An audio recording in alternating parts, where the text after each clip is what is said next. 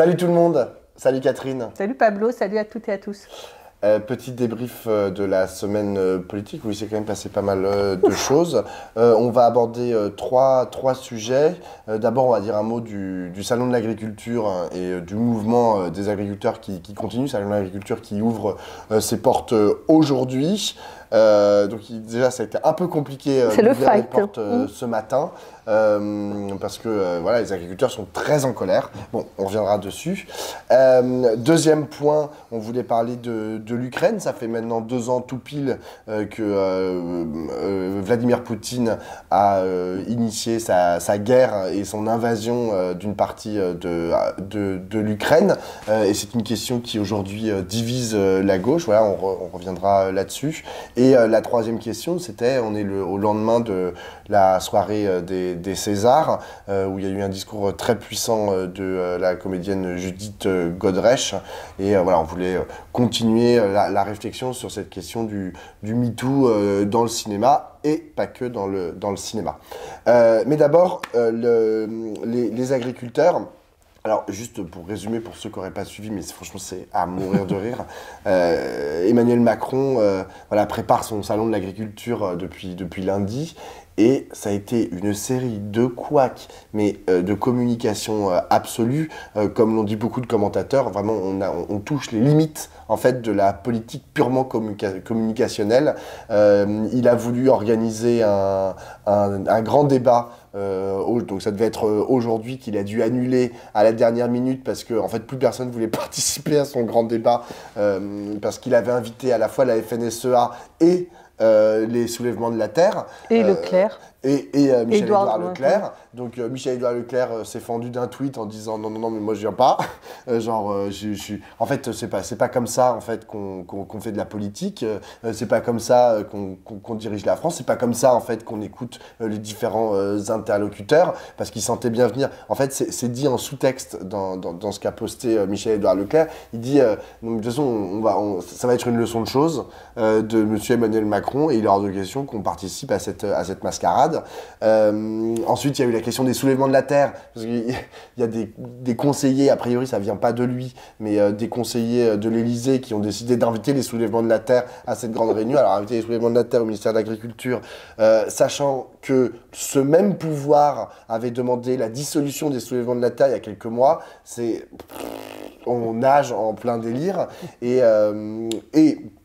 Et voilà, et en plus de ça, vous avez à la fois les différents syndicats de la FNSEA jusqu'à la Confédération paysanne qui continuent en fait d'être fâchés avec les propositions, les annonces entre guillemets du gouvernement qui ont été faites par Gabriel Attal et quelques-unes par Emmanuel Macron, jugeant que ce n'est pas assez en fait ce qu'ils proposent pour des raisons très différentes. Si on écoute la FNSEA ou si on écoute la Confédération rurale, mais globalement, à mon sens, le nœud du problème, c'est que vous avez des agriculteurs qui se sont mis en mouvement au tout début parce qu'ils avaient 2 types de problèmes. Un, ils considéraient qu'il y avait trop de normes qui s'appliquaient à eux.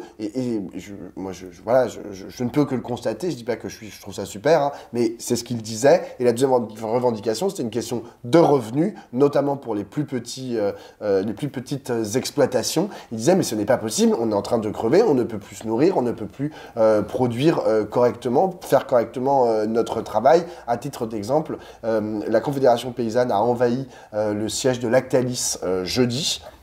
Ils ont mis en avant un chiffre que je trouve particulièrement parlant. Le revenu des producteurs de lait a augmenté de 4% en 20 ans.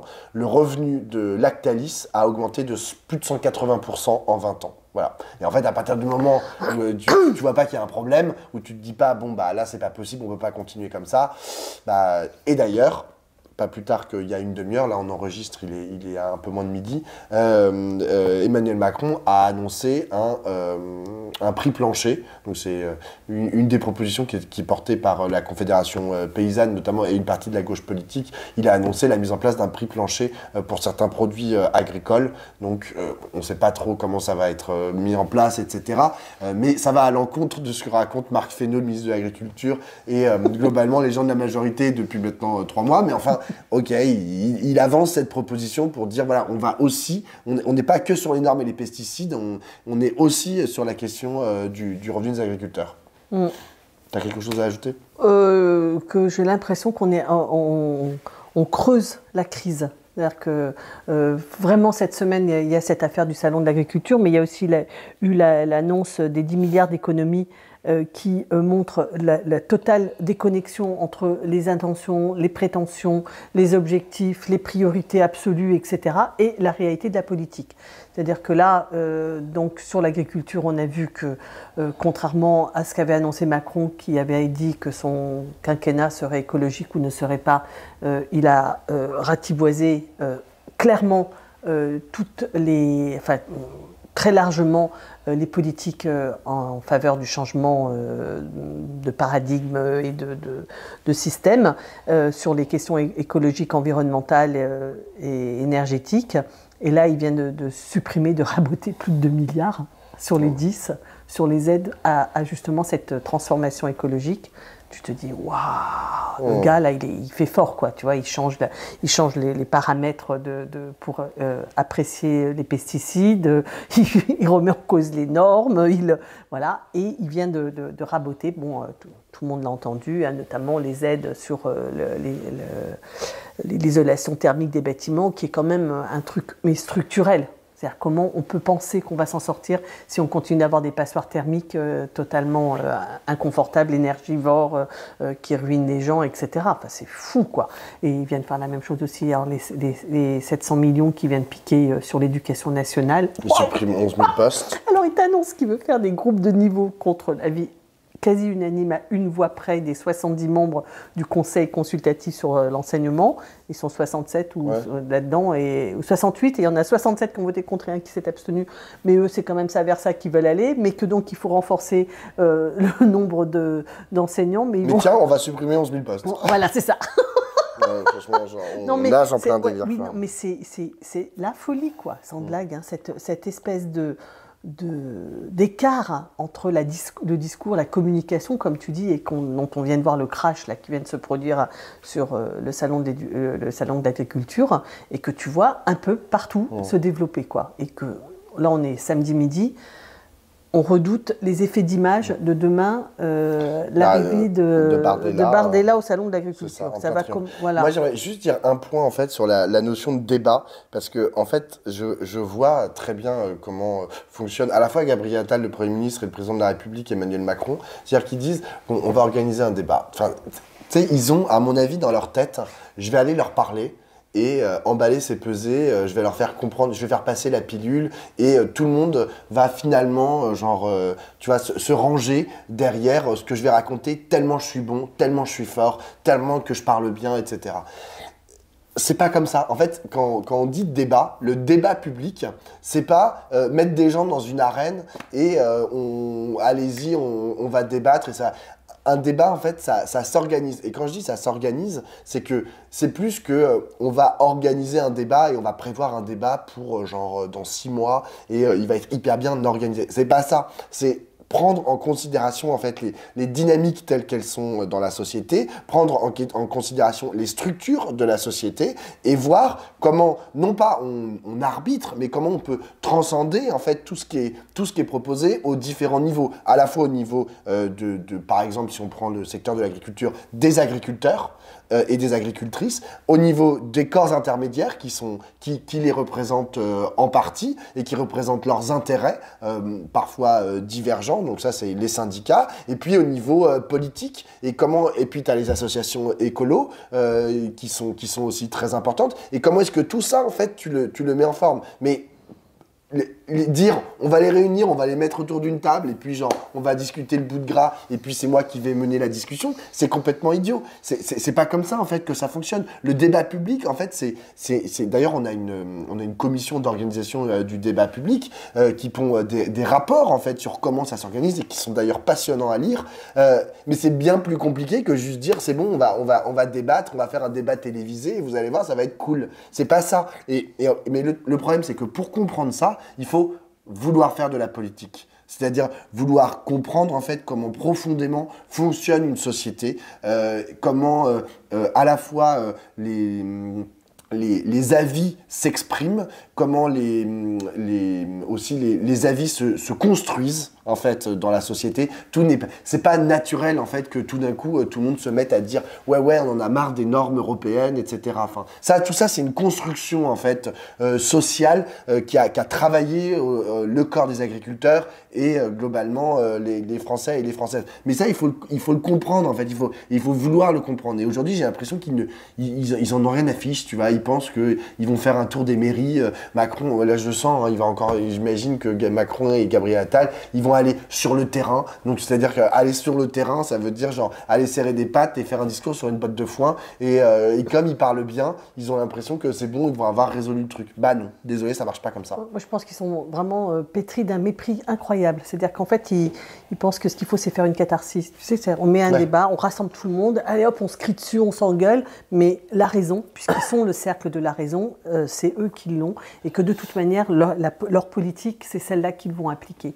Et c'est pour ça que moi, je crois que le débat n'est pas du tout là pour informer la politique publique. C'est pas ça l'objectif. Tu te rappelles, il avait parlé des Gaulois réfractaires.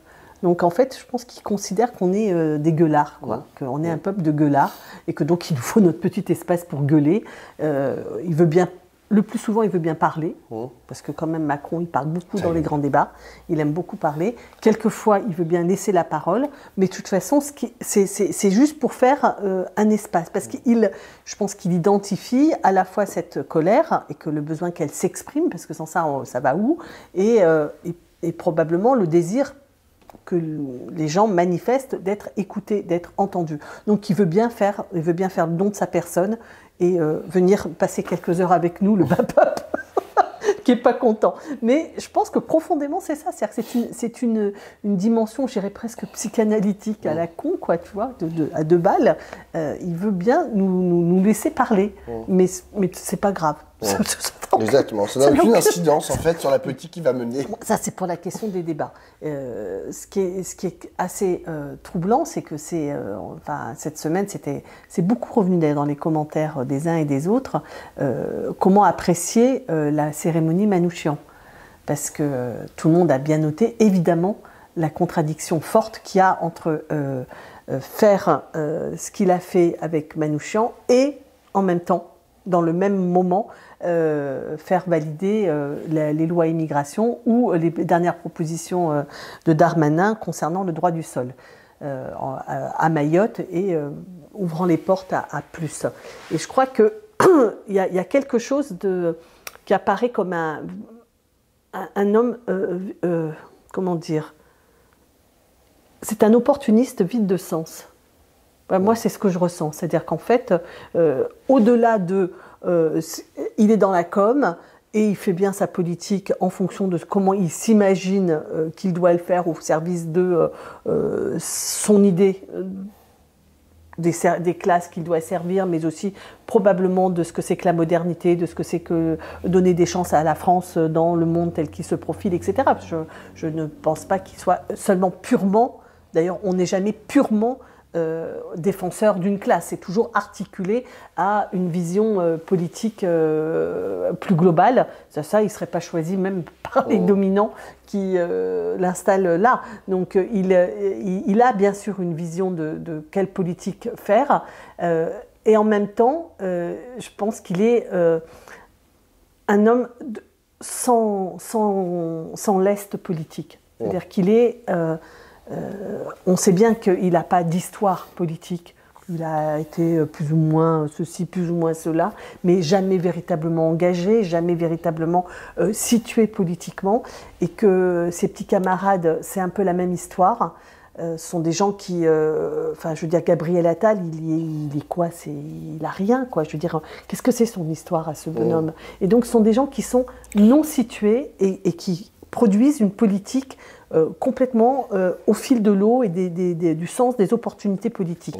Ce qui aggrave profondément la situation, parce que quand j'ai tout à l'heure au début, j'ai l'impression d'une aggravation sans fin de cette crise politique qui monte, c'est que cette absence de cohérence et de ligne et de cap je pense, ne va que nourrir, d'une part la crise et d'autre part la recherche d'un discours, tu vois, structuré et cohérent, si vous voyez ce que je veux dire. On voit très bien ce que tu veux dire. Deuxième sujet de la semaine, il y a la question ukrainienne et des 2 ans de la guerre, et puis il y a la question de la gauche là-dedans. Alors c'est assez intéressant, je vais vous le résumer très rapidement, mais la France Insoumise et le NPA avaient engagé des discussions pour une éventuelle liste commune aux élections européennes. Oui, tu fais comme ça, tu dodelines de la tête, parce qu'effectivement, c'était loin d'être fait. Mais enfin, oui. Des discussions... le NPA en avait envie, la France Insoumise un peu moins. Un peu moins. Mais ils ont quand même engagé des discussions. Donc, ils veulent bien faire alliance avec le NPA s'il y a tout le reste de la gauche. Ils ne veulent pas avoir un tête-à-tête avec le NPA. Et franchement... Là, ils sont en tête-à-tête avec Génération. Mais on verra après. Donc... Pas avec Génération, avec... Un bout de Génération. Oui, une partie de Génération. Et Génération, pour ceux qui ne sont pas hyper pointus, tous les jours sur la politique, Génération, c'est le mouvement créé par Benoît Hamon après son départ du Parti Socialiste. Et il n'y a plus Benoît Hamon dedans. Il a quitté Génération. Ah bon, il a quitté Génération ? D'accord, mais en tout cas, il reste une personnalité influente et là-dedans. Et donc, les gens qui sont autour de Benoît Hamon ne sont pas d'accord avec ceux qui ont voté ça. Enfin, il n'est plus dans la direction de Génération, en tout cas. Oui, parce que pour moi, je n'avais pas compris qu'il avait quitté Génération, mais enfin, peu importe. Mais enfin, bon, bref, il y a une crise majeure à Génération, majeure à la hauteur de Génération. Oui, parce que je ne c'est méprise 1500 adhérents. Oui, je ne méprise rien ni personne, parce que, à l'endroit d'où on parle...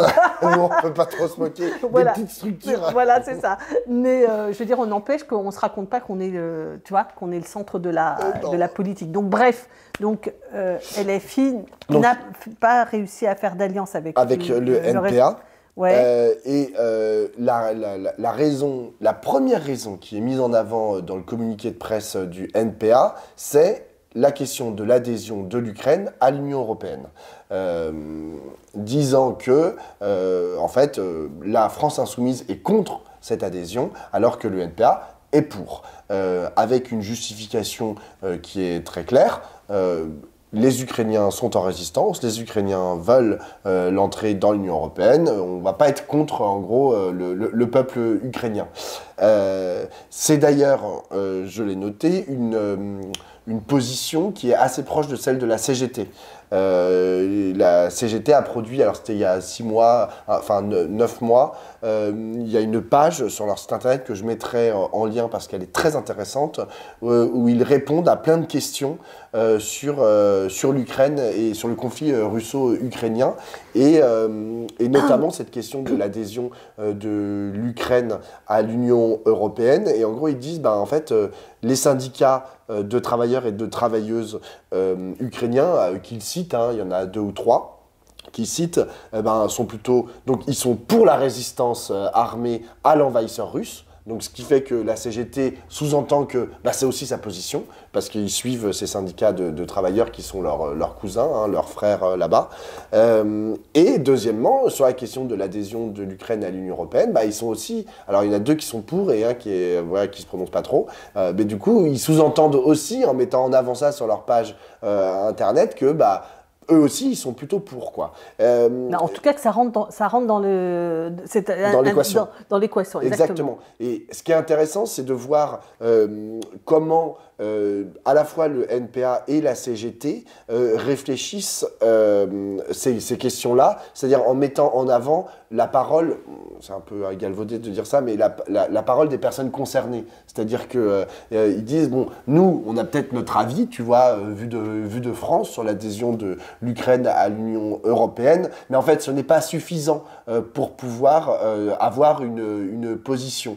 Et eux, ils disent, pour avoir une position, nous, on préfère privilégier la parole de ceux, en plus, qui sont les premières victimes du conflit, c'est-à-dire le peuple ukrainien. Chose intéressante, et j'en terminerai là-dessus, sur cette page de la CGT, ils parlent des syndicats russes, des syndicats de travailleurs et de travailleuses russes. Et ils parlent de leur position à ces syndicats, avec beaucoup de, comment on dit, de considération. tout en disant attention, c'est vrai qu'il n'y a pas vraiment de liberté syndicale en Russie vu l'état du pouvoir et de la démocratie, mais voilà la position du principal de syndicat de travailleurs et travailleuses, etc.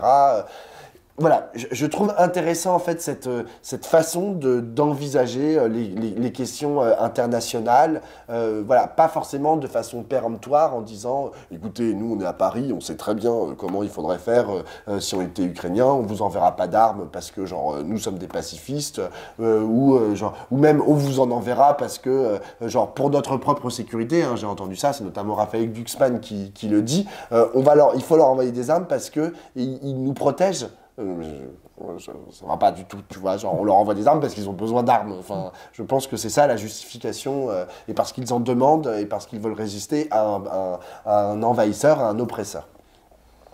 Moi, je trouve que c'est à travers cette question sur l'Ukraine et l'adhésion de l'Ukraine à l'Europe ou pas, qui évidemment va être un sujet de la campagne qui commence pour l'élection européenne, ça va être une question disputée, et je vois là dans les deux organisations qui font référence quand même dans la gauche, personne ne pense que le NPA est vendu au grand capital et à l'économie de marché telle qu'elle quand même domine la construction européenne, et la CGT non plus. Donc le fait que ces deux organisations-là prennent position plus ou moins en soutien à la demande des Ukrainiens, je trouve ça très intéressant. Non pas que je ne me rallie pas comme ça avec armes et bagages à cette position, parce que je ne pense pas que la construction européenne soit de nature à apporter des solutions très favorables à tous les peuples et au peuple français. Donc je considère que dans l'équation, le fait que, par exemple, l'agriculture, la lutte environnementale, en faveur des critères environnementaux, doit rentrer aussi en ligne de compte, que le fait que l'élargissement de l'Europe s'est traduit par un nouvel affaiblissement des normes sociales et d'une mise en concurrence avec des travailleurs proches de nous, avec nous, beaucoup moins bien payés, et que la construction européenne n'est pas devenue une construction qui tire vers le haut les normes sociales. Je continue de considérer que ça ne peut pas ne pas être dans l'équation. Mais ce qui m'intéresse dans ça, c'est que il y a une réflexion qui permet de simplement dépasser, alors évidemment le refus de l'Europe, ça fait très longtemps que c'est dépassé à gauche, mais même la proposition simplement de désobéir ou d'aller contre, de ne pas respecter les traités, etc., etc. Là, il y a autre chose qui s'esquisse, c'est-à-dire une réflexion qui intègre la totalité des paramètres européens et pas simplement le paramètre français, et que on considère l'Europe comme un terrain de lutte politique qui n'est pas fini. C'est-à-dire que on n'a pas forcément perdu, on peut peut-être gagner. Et moi, j'avais été vraiment intéressée et marquée par la midinale que tu avais fait avec Leïla Chaibi il y a une quinzaine de jours. Si vous ne l'avez pas vu, je vous recommande de l'écouter. Qui est députée européenne insoumise. Voilà, et qui a porté un combat de façon emblématique et puissant au Parlement européen, qui a échoué la semaine dernière grâce et à cause uniquement de la France, c'est-à-dire qu'il y a uniquement la France parmi les 27 pays à s'être opposée à ce que les travailleurs des plateformes soient... il y a une présomption de salariat. Une présomption de salariat, voilà, acquièrent des droits sociaux comme les autres salariés. C'était ça l'enjeu. Et elle raconte très bien comment ce combat, elle a réussi à le mener avec d'autres, et que ça, d'une certaine manière, on comprend que ça a fait changer aussi son point de vue, et ça l'a sorti du simple point de vue franco-français, qui n'est pas méprisable, mais qui ne peut pas être le seul à rentrer en ligne de compte. Donc voilà, moi je veux dire que je trouve qu'il y a quelque chose qui, dans le camp, entre guillemets, du non qu'on continue de constituer, dans lequel nous nous reconnaissons, c'est-à-dire ceux qui ont dit qu'ils ne voulaient pas d'une construction européenne dominée par strictement les logiques de marché, il y a des éléments de contradiction qui rentrent et qui, à mon avis, sont de nature à faire bouger notre façon de mener le combat pour tous, dans cet espace et donc peut-être du coup de le gagner. Enfin, potentiellement d'en gagner des bouts, pas tout, mais d'en gagner des bouts. Voilà. Donc ça m'intéresse. Je trouve pas que le fait de dire il faut prendre en compte le point de vue ukrainien règle la question. Oui, voilà. Bien sûr. Mais d'ailleurs, juste le NPA est plus clair que la CGT. La CGT, elle met juste en avant sur la page, tu vois, le fait que normal. Genre voilà ce que disent les syndicats ukrainiens. Moi, juste un tout petit point pour je suis d'accord avec tout ce que tu viens de dire, mais un tout petit point pour peut-être un peu simplificateur, mais en gros, lorsqu'on parle de l'élargissement, on entend souvent dans la parole de certaines personnalités politiques de gauche dire ah bah l'élargissement de l'Union européenne, ça a fait comment on dit, on a nivelé par le bas parce qu'on a intégré des pays qui étaient socialement beaucoup moins forts ou avancés que nous. Bon, dont acte. Mais si tu te places du point de vue de ces pays, en fait, qui sont moins avancés socialement. Mais eux, c'était une avancée sociale. C'est exactement ça l'enjeu. Alors, non, mais d'une part, parce qu'il y a une avancée sociale en soi, c'est-à-dire qu'ils ont peut-être un peu augmenté, c'est pas extraordinaire, c'est sûrement pas assez, mais ils ont quand même un peu augmenté leurs normes sociales. Mais surtout, leur intégration dans le marché économique européen leur a permis de récupérer plein d'emplois. Enfin, je veux dire, à partir du moment où on délocalise des entreprises ou des usines qui sont en France et qu'on les met en Roumanie ou en Pologne, mais ça fait du travail pour la Roumanie et pour les Roumains et pour les Polonais. Et eux, ils ont vu tout d'un coup des jobs se créer. Alors, on peut questionner la question de leurs conditions de travail, etc. Enfin, mais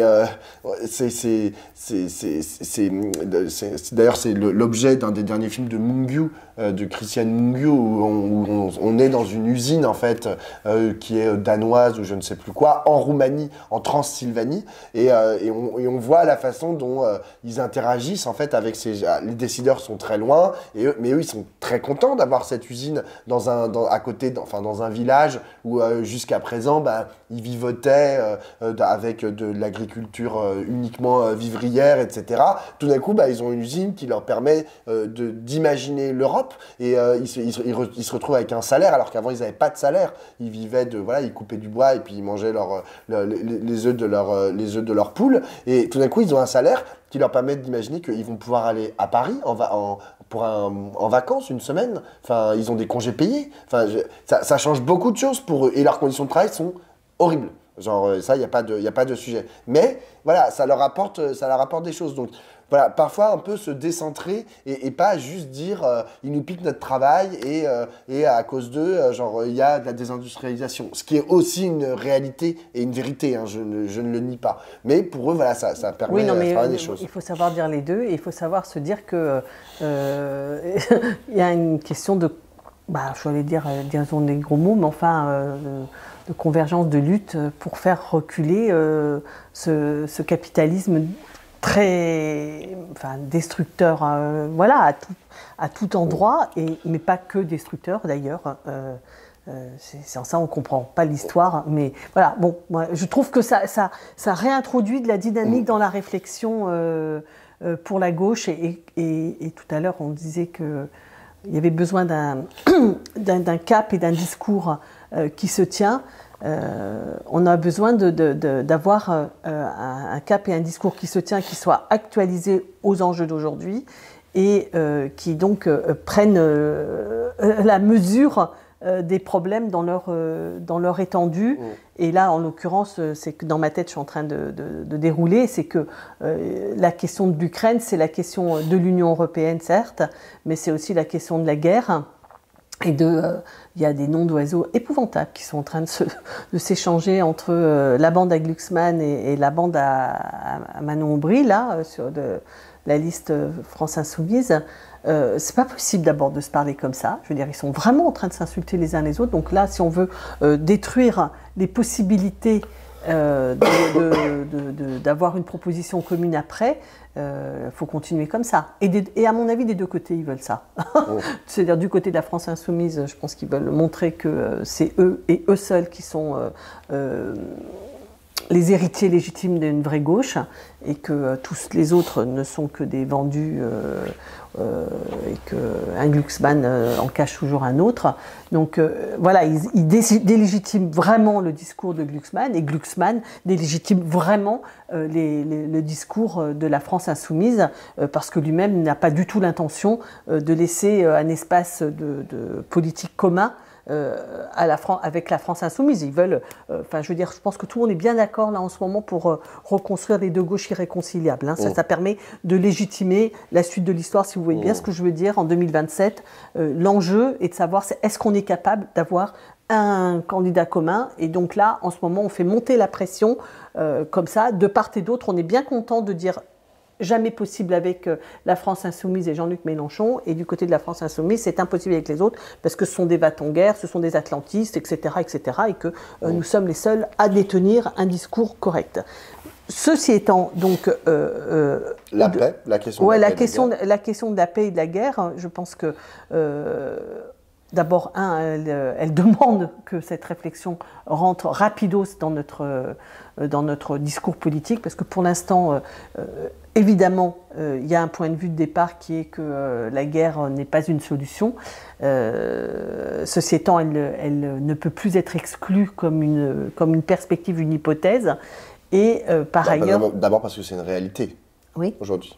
Oui, pour l'instant, elle semble circonscrite, tu vois. Ah oui, elle est toujours un peu loin. Voilà, c'est ça. La deuxième chose, c'est que je pense que l'idée qu'il puisse y avoir une victoire... Moi, je vous donne mon impression. Hein, c'est l'idée qu'il puisse y avoir une victoire militaire de l'Ukraine me paraît fantaisiste. C'est-à-dire que je ne vois pas comment un pays qui a 40 millions d'habitants peut battre un pays aussi puissamment. L'armée en Russie, c'est quand même historiquement pas rien du tout, quoi. Et une histoire longue, hein, pas simplement l'histoire communiste, hein, mais d'avant. Donc, moi, je ne vois pas comment c'est possible une victoire militaire, et quand bien même on leur enverrait toutes les armes du monde. Donc, je pense que l'Ukraine ne peut pas perdre. C'est impossible pour l'avenir pas simplement de l'Europe, hein, mais à l'échelle internationale, des relations. C'est-à-dire que si on se met à débrider, à rendre tous les impérialismes libres d'agir, là, on va devant de très très graves dangers. Elle ne peut pas perdre, mais je pense qu'elle ne peut pas gagner non plus militairement. Donc, devant cette double impossibilité, quel est la seule chose que je vois, c'est que je ne vois pas d'autre solution que la coercition contre la Russie à une échelle mondiale. C'est-à-dire qu'on ne peut pas continuer d'avoir un monde occidental qui s'est coupé du reste du monde, comme c'est le cas actuellement. Et aujourd'hui, depuis le début du conflit, on voit qu'il n'y a pas de partage de cette idée qu'il faut stopper la Russie.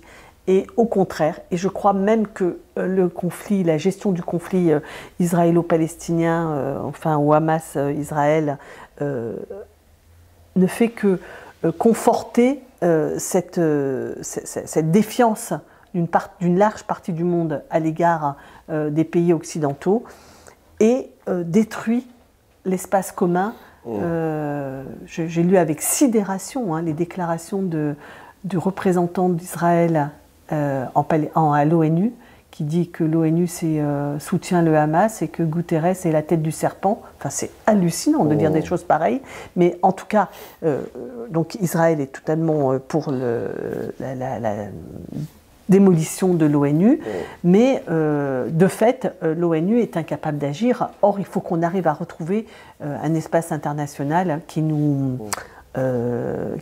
puisse avoir la puissance symbolique et concrète de mettre la Russie en devoir de rester dans les traités internationaux, c'est-à-dire le respect des frontières, et que donc elle doit rentrer chez elle.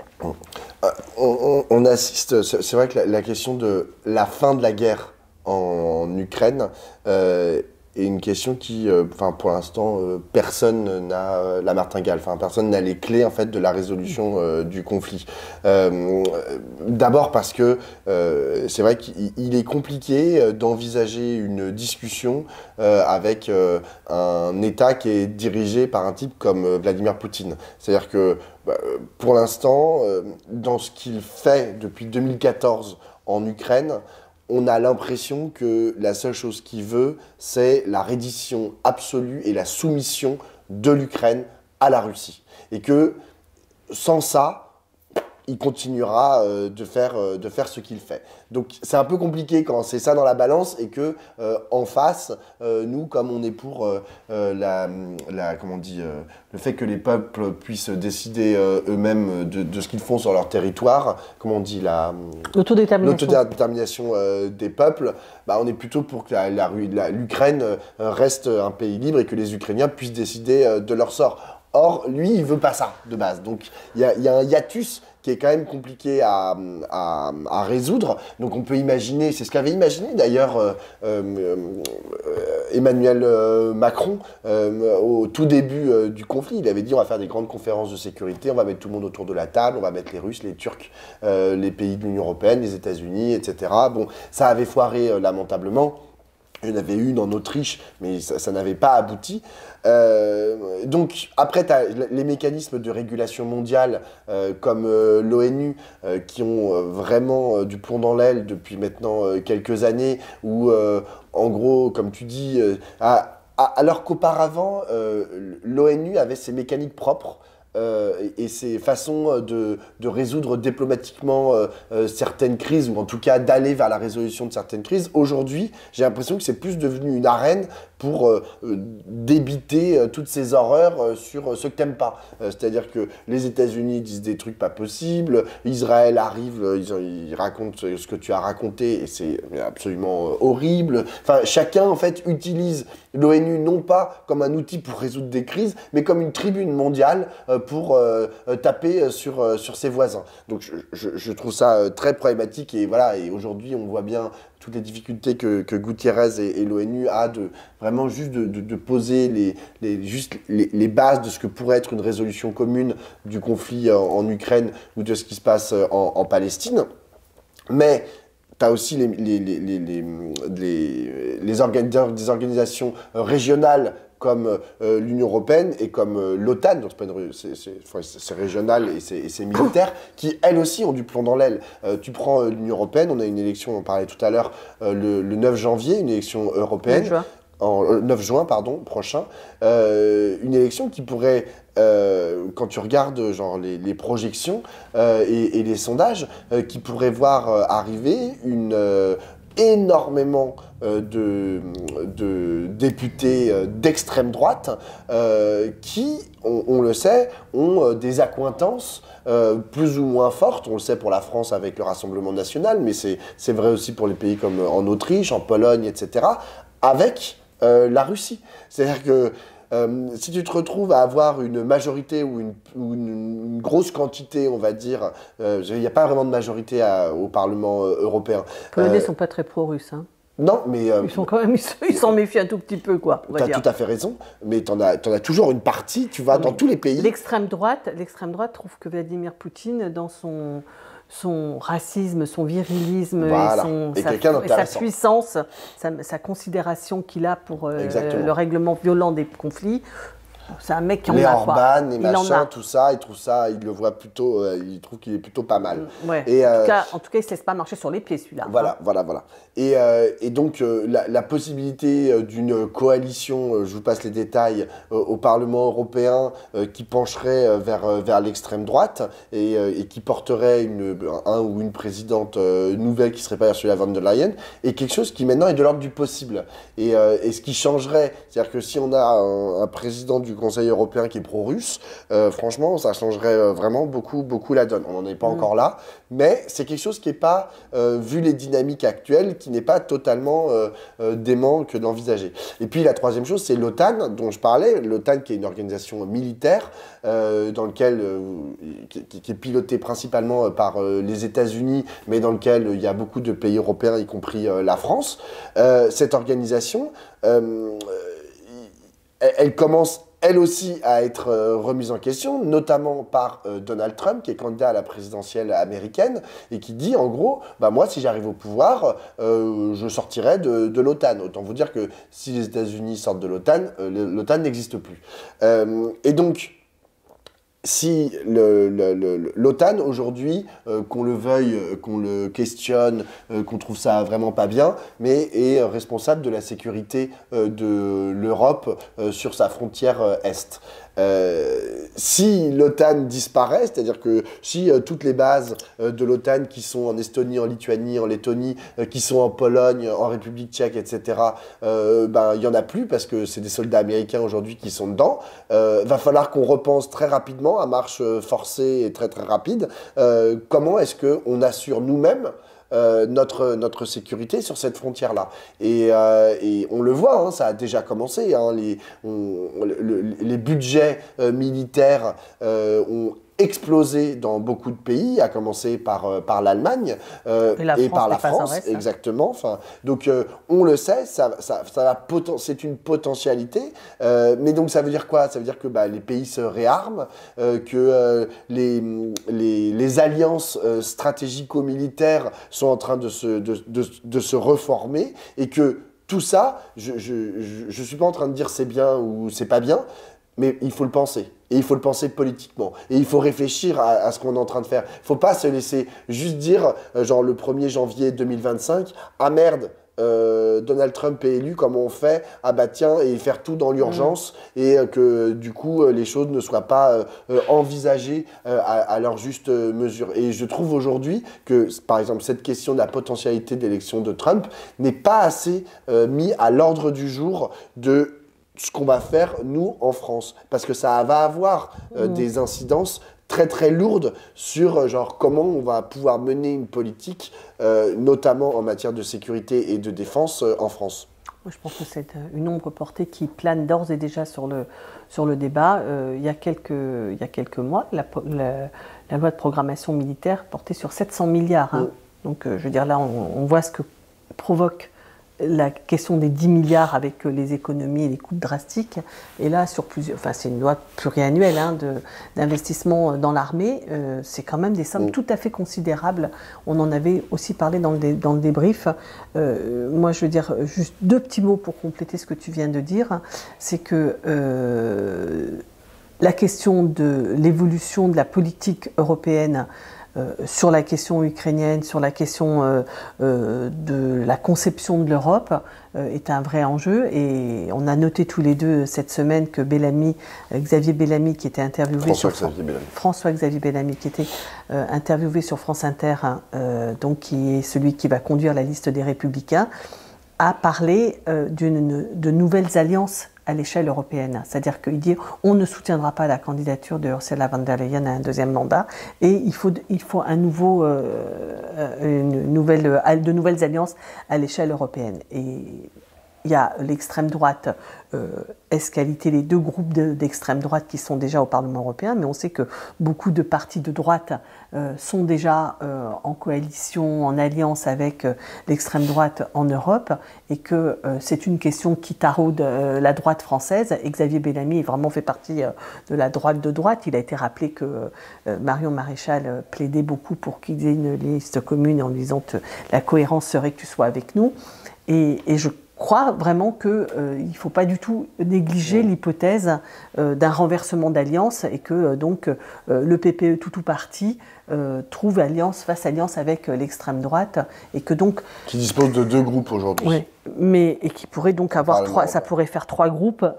C'est-à-dire c'est ce dont ils auraient besoin pour pouvoir élire, s'ils trouvent une majorité par l'intermédiaire de 3 groupes, c'est ce dont tu as besoin pour élire un président ou une présidente du Parlement. Ce qui pèserait beaucoup sur la définition de l'Europe, parce que moi, je n'ai pas du tout envie d'accepter cette idée que l'Europe doit se reconstruire face à un ennemi qui serait la Russie. Moi, je pense que la Russie doit cesser d'avoir des ambitions impérialistes et de vouloir sortir de son territoire. Il y a des frontières qui ont été reconnues et maintenant c'est comme ça. Et je suis totalement opposée à l'idée je me souviens de cette proposition qui avait été faite en son temps par Mélenchon et repris par d'autres, d'avoir une grande conférence internationale sur les frontières. Moi je pense que c'est pas bien de ça. Cette idée-là, c'est ouvrir la boîte de Pandore et... Là, il y a des frontières qui doivent être au contraire, à mon avis, stabilisées et sanctuarisées. Parce qu'on est dans une situation très dangereuse. Et puis en plus, par ailleurs, on a d'autres chats à fouetter.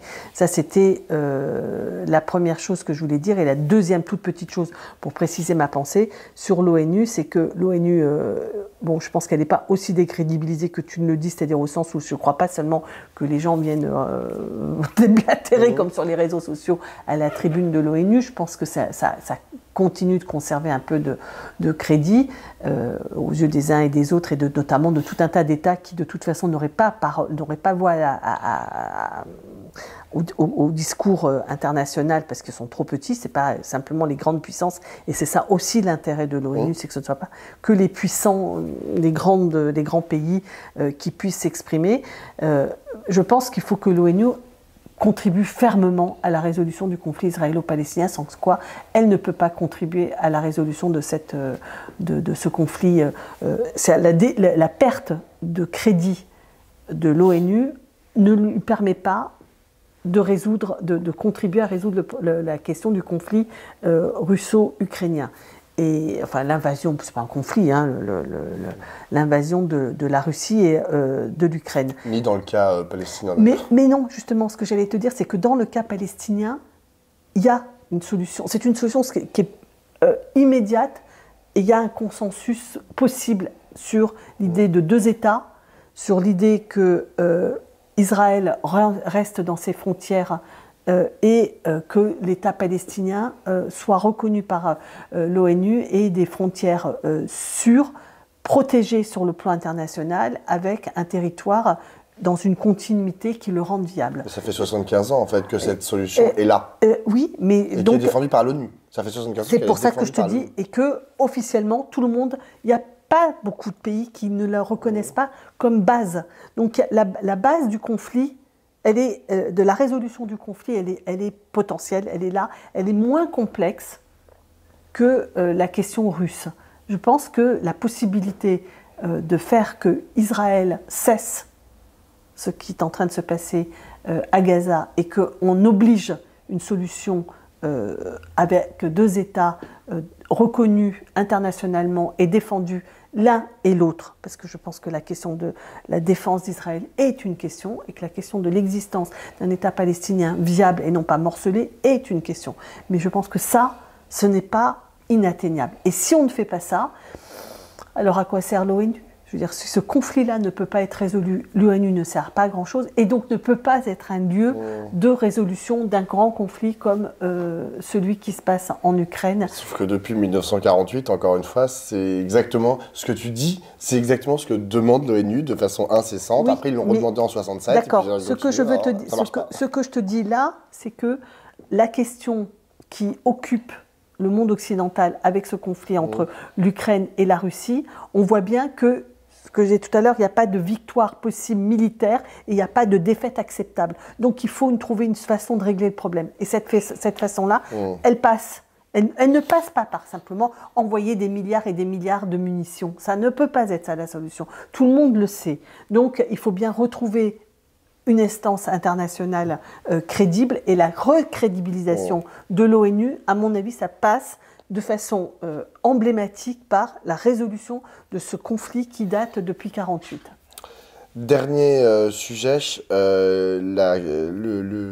MeToo dans le, dans le cinéma. Enfin, c'est à mon avis un point de départ pour en parler, parce que bien évidemment, c'est pas circonscrit la question des violences sexistes et sexuelles, la question de la domination de la femme par l'homme n'est pas circonscrite au cinéma. Mais là, c'est les actrices notamment, enfin, pas les actrices, certaines actrices qui ont décidé d'en faire un combat, à commencer par Judith Godrèche qui a donné un discours très puissant hier à la cérémonie, lors de la cérémonie des Césars, où moi j'ai trouvé que c'était presque une déclaration de guerre au monde du cinéma. Elle leur a dit vous ne dites rien en fait. Moi je parle, moi j'ai parlé là.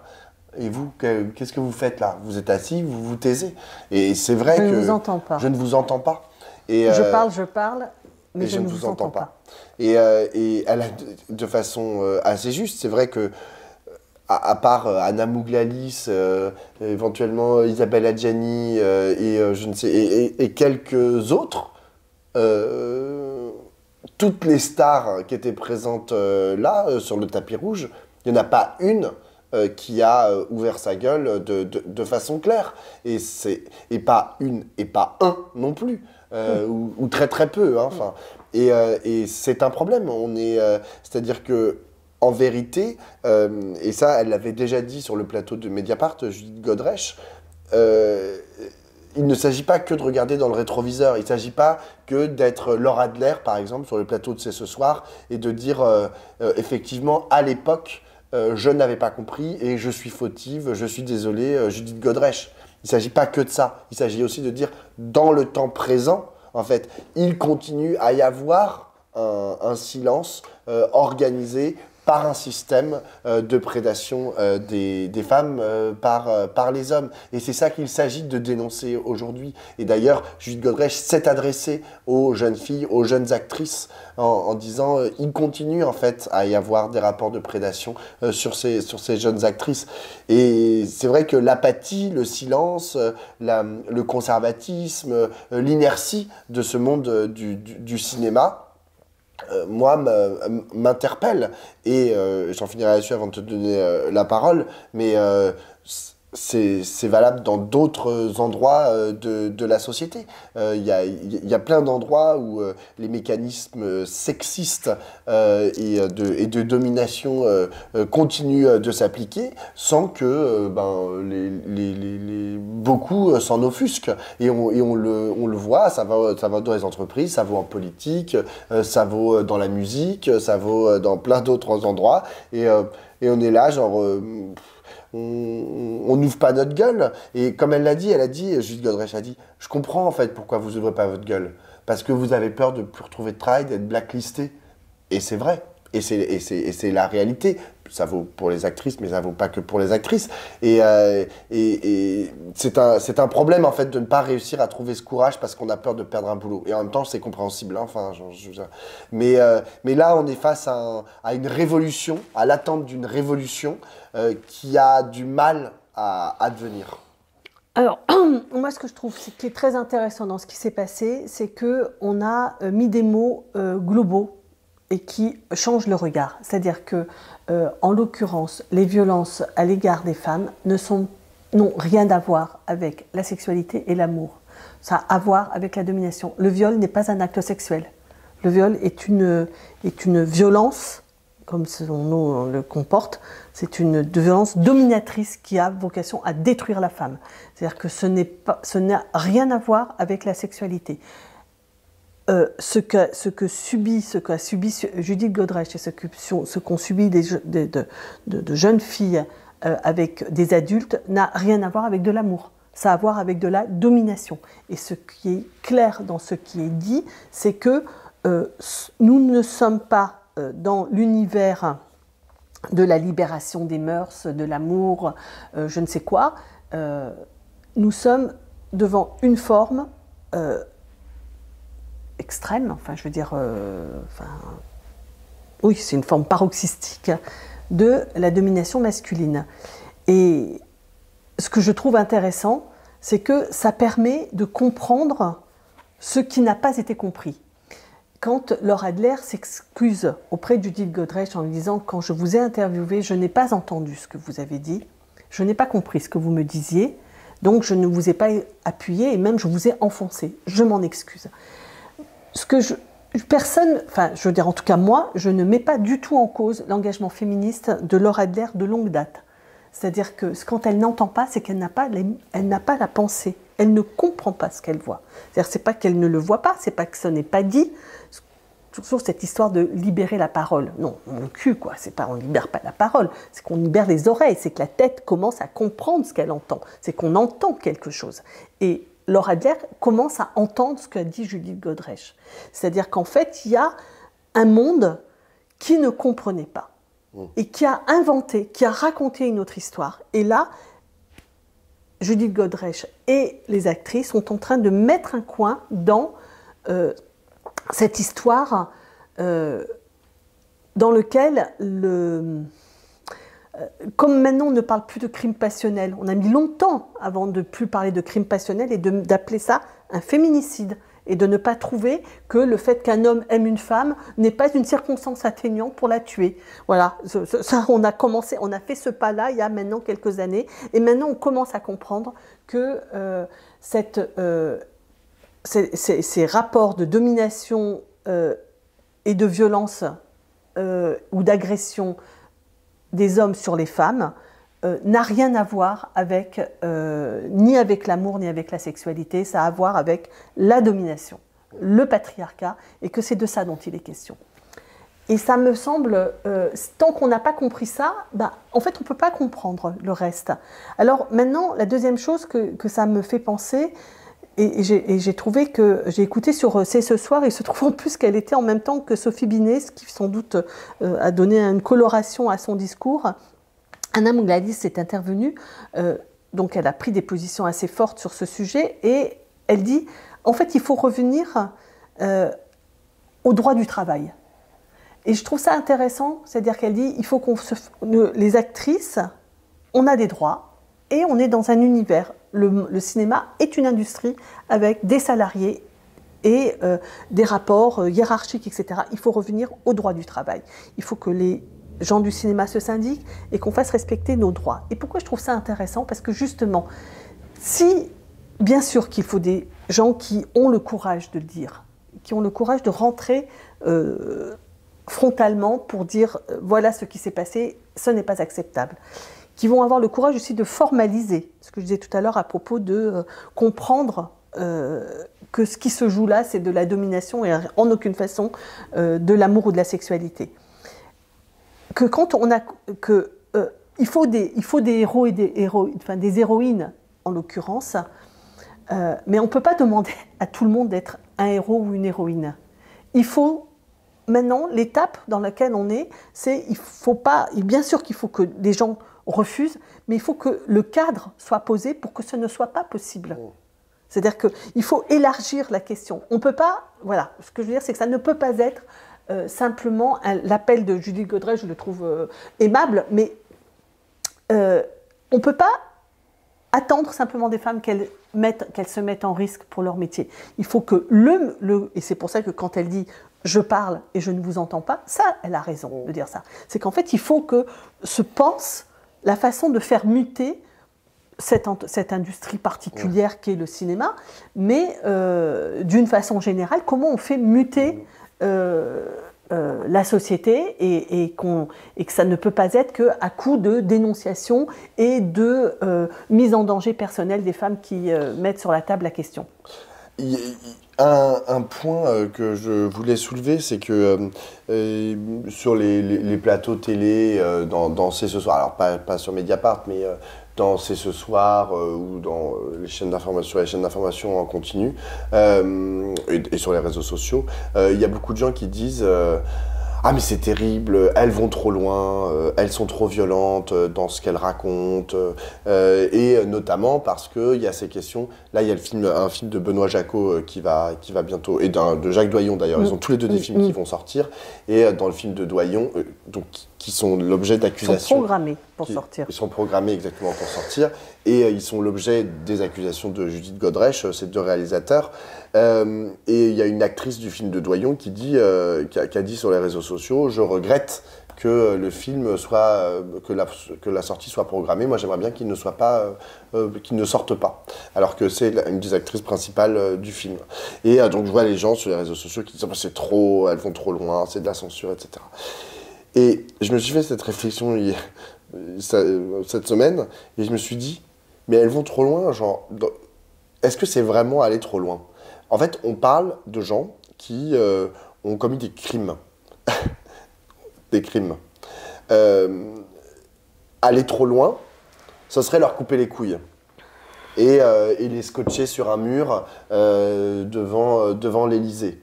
Aller trop loin, lorsqu'on parle de féminicide, ce serait aller étrangler tous les hommes, tu vois. Ça, ce serait peut-être aller trop loin. Je veux dire, mais on est en train ce dont on parle, en fait, ce sont des crimes. Ce sont des viols, des agressions sexuelles et des féminicides, puisque tu as englobé les féminicides. Jamais les femmes, pour l'instant, ne font d'appel à une violence égale à ce qu'elles ont subi. Non mais c'est quand même important en fait de mettre ça en parallèle. C'est-à-dire qu'elles disent pas, voilà, j'ai été violée, allons violer Doyon.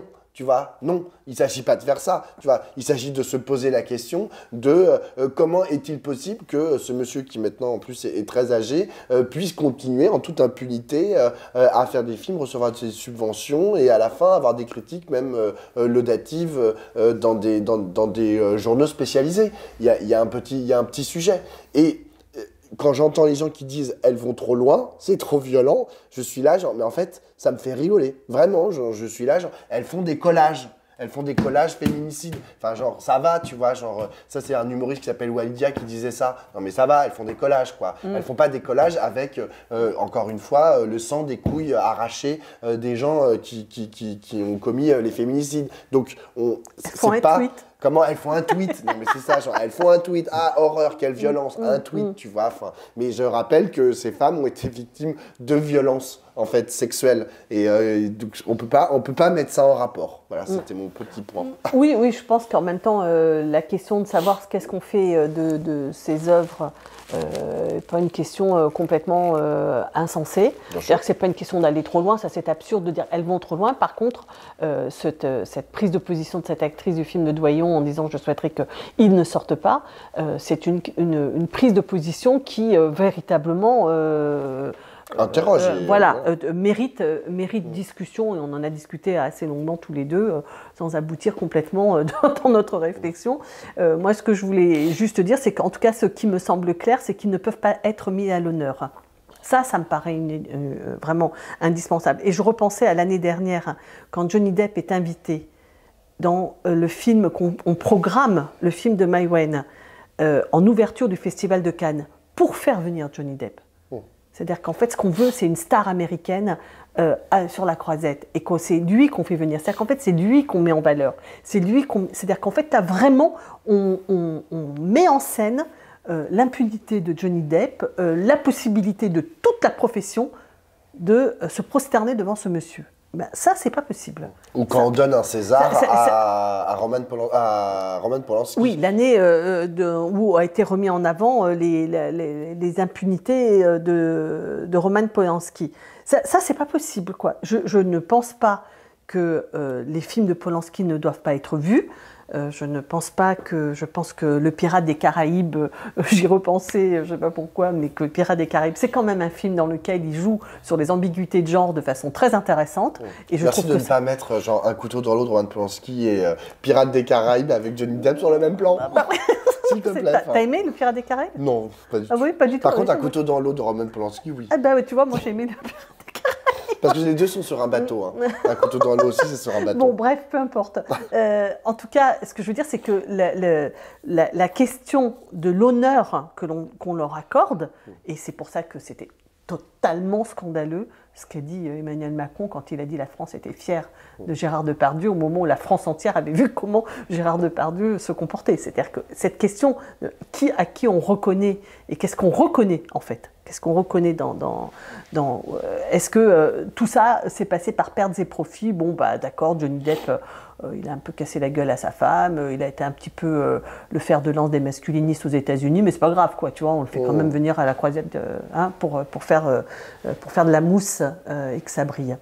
Le dernier tout petit truc qui m'intéresse aussi dans cette histoire, qui est un peu marginal, mais pas tellement pour nous, c'est la question de cet héritage de mai 68. Elle l'a dit à un moment donné, Judy Godrèche, elle a dit nos pères symboliques ont perdu un peu de leur lustre, c'est-à-dire toute cette génération qui...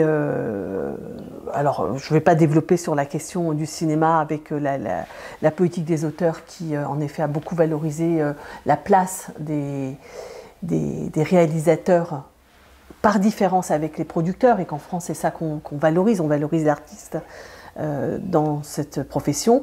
Donc, je n'ai pas envie de discuter de ça à ce point-là, mais par contre, je trouve que cette question de ces hommes, notamment, qui ont été emblématiques d'une lutte émancipatrice en mai 68 contre le vieux monde qui nous faisait, qui faisait étouffer la jeunesse de cette époque et qui était à coup de pudibonderie, d'images familiales complètement archaïques. Enfin, il fallait faire péter tout ça. Et ce que je crois dont on est en train de se rendre compte, c'est qu'on a fait péter tout ça sans les femmes, d'une certaine manière. C'est-à-dire que d'abord, si on veut regarder historiquement les choses, le MLF se crée après, se crée début des années 70, et non pas en 68, mais quand on parle de 68, on ne parle pas que de mai 68, on parle des années 70 en vérité. Mais quand le MLF se constitue, d'abord il se constitue de façon, il est quand même très minoritaire, il est mis dans les marges des partis, y compris les partis les plus à gauche. Moi, je me souviens comment Maya Surdut était considérée à l'intérieur de sa propre organisation à l'époque, la LCR. Elle était quand même considérée comme une grande emmerdeuse. Salut Maya. Et elles étaient marginales, et puis elles se sont battues à cette époque aussi sur des enjeux fondamentaux qui ont été structurels, c'est-à-dire le découplage de la sexualité et de la procréation, et la disposition, la liberté de ne pas avoir un enfant et d'avoir donc et accès à la contraception et à l'IVG. Donc ça a été le socle du combat féministe des années 70. Mais en fait... Mais qui n'avait aucun rapport avec la libération sexuelle de 68. Ça n'avait pas... absolument aucun rapport, parce qu'en fait, évidemment, pour pouvoir baiser tous azimuts, il fallait pouvoir ne pas faire d'enfants. Donc ça n'était pas sans rapport. Mais en fait, tout ça, ça a été quand même raconté, pensé, fabriqué, essentiellement par les hommes. Et je me disais, par exemple, un truc qui peut paraître anecdotique, mais en dehors du fait que le cinéma était fait par les hommes, donc ceux qui racontaient les histoires, qui structuraient le regard sur les femmes, il y a des choses maintenant très définitives qui ont été vues sur cette question au cinéma, sur le regard masculin et comment on construit les femmes dans le cinéma. La musique, c'était la même chose. La musique, le son des années 60-70, c'est le rock'n'roll qui est 100% masculin, en dehors de Janis Joplin, qu'on considérait comme un garçon. C'est-à-dire qu'elle-même en a beaucoup souffert. Moi, j'ai lu la biographie de Janis Joplin, et elle raconte à quel point c'était douloureux pour elle finalement de ne pas être une femme. Parce qu'elle n'avait pas sa place en tant que femme. Il fallait qu'elle soit un garçon, ou ça ne marchait pas, l'affaire. Et jusqu'à vraiment les années 80 bien tassées, il n'y avait pas de femmes dans la musique qu'on l'on entendait. Donc les voix de la jeunesse dominante, je ne parle pas je sais pas, Sheila et je sais pas qui là. Et Dalida. Arrête, on ne parle pas de Sheila et je sais pas qui. Pourquoi Sheila, ce sont bien? Bien sûr, Sheila, c'est bien. Bon, ok, super. Bon, on en discutera après. On ne touche pas à Sheila, ni à Michel Thor. J'avais oublié celle-là. Bon, bref, en tout cas, voilà, ce que je veux dire, c'est que le son de cette époque-là, comme le cinéma, et comme les leaders politiques et syndicaux, et comme tous ces étudiants, etc., et tous ceux qui ont raconté et fabriqué ce monde de la libération sexuelle, étaient des hommes. Et il n'y a pas de libération sexuelle qui ne se construise pas avec les femmes. Et peut-être qu'aujourd'hui, C'est ça qui s'ouvre comme possible. C'est-à-dire une autre, et c'est quand même engagé depuis quelques années désormais, des femmes comme Mona Chollet par exemple, qui a écrit un livre sur comment le patriarcat est en train de tuer la possibilité de l'amour hétérosexuel. Il commence à y avoir des réflexions sur cette recomposition de l'amour entre un homme et une femme qui se passe sur un terrain d'égalité et pas de domination. Je vous recommande Fabriquer une femme de Marie Darrieussecq. Elle dit des choses assez décisives aussi sur ce sujet de danse. C'est un roman qui vient de sortir, je sais pas, il y a 2-3 mois, je pense.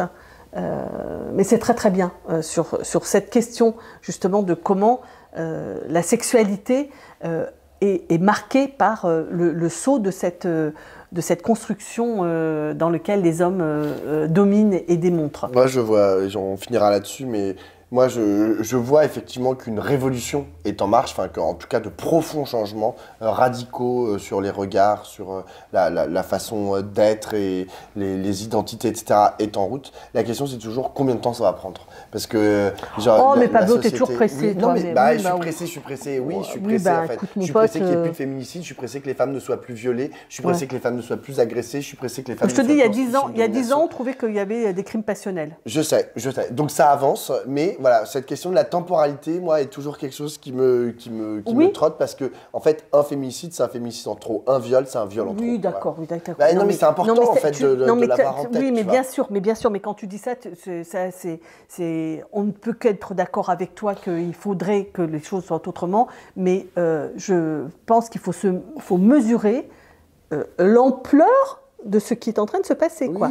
Ce sont des millénaires qui sont en train de remettre en cause. Non, mais je veux dire, c'est des années 70 à aujourd'hui, c'est quoi, il y a 50 ans hein en 50 ans, ce que le mouvement des femmes a fait bouger dans les sociétés, dans les imaginaires, dans les questions qu'on se pose, dans notre compréhension, enfin, je veux dire, des choses les plus intimes et les moins visibles, comme la sexualité, je m'excuse, mais c'est un truc de dingue. À l'échelle...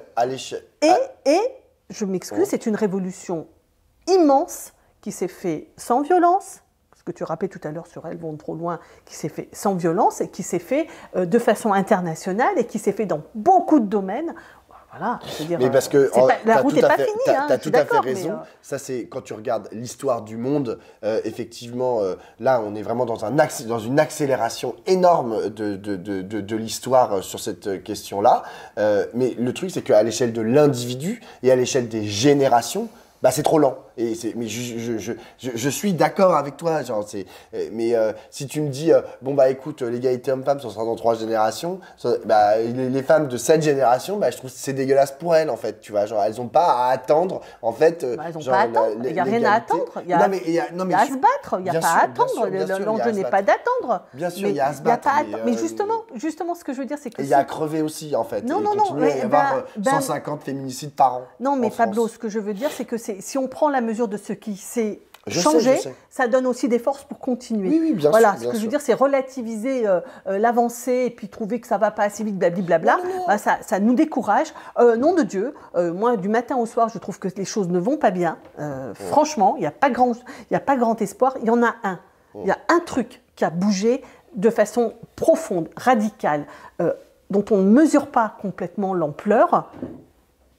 Peut-être qu'un jour, ça arrivera même jusqu'à la politique. Qui sait ? Peut-être qu'un jour, les hommes vont lâcher un peu l'affaire et arrêter de casser la gueule à toutes les femmes qui veulent prendre place dans l'espace politique. Bon, bah, dès que ça... Enfin, tu vois, quand on fera un débrief spécial là-dessus. Mais bon, voilà, ce que je veux dire, c'est que c'est un mouvement d'une ampleur dont il faut... Enfin, moi, non, mais je suis d'accord.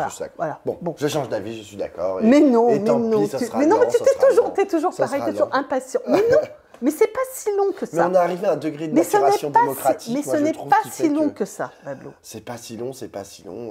Va en parler à toutes ces femmes qui sont aujourd'hui qui continuent d'être agressées sexuellement. Bon, voilà. Je peux pas, en fait, m'enlever, je peux pas me dire, putain, il faut que ça aille encore plus vite. Voilà. Mais ça veut dire qu'il faut que le combat soit encore plus intense. Exactement. Sur ce, à la semaine prochaine.